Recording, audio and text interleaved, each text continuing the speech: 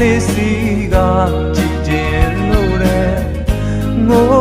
ပြတာလဲမောလာပါပြီလေ